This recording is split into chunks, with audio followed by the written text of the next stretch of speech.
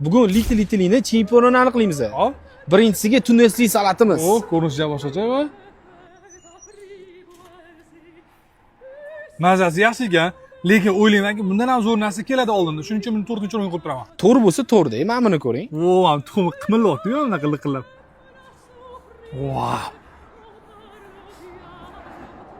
Okey, paradanchi Italiyani mazasi kelyapti, bor-ku. Men buni 2-chi o'ringa qo'yaman. Uchinchisiga steykli sendvich. O, bunaqa narsalar bor ekan. Mana bu go'shtlarning chiqib turishini qarang. Menga rosa ham yoqdi, lekin bunga 3-chi o'ringa berib turing. Stromboli degan orolni eshitganmisiz? Yo'q. O'sha orolda o'ylab topilgan taomimiz. O, ko'rinishdan lekin birinchi o'rin hidi kelyapti, mana qarang. O, yiqilib tushyapti. Mana ko'rinishni qarasangizchi. Qani mazasi qanaqa ekan? Okey, so'zsiz birinchi o'rinni bu.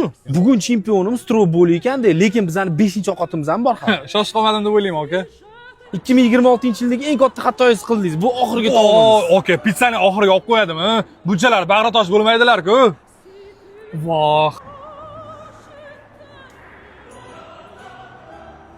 Haqiqiy Italiyani mazasi kelyaptimi?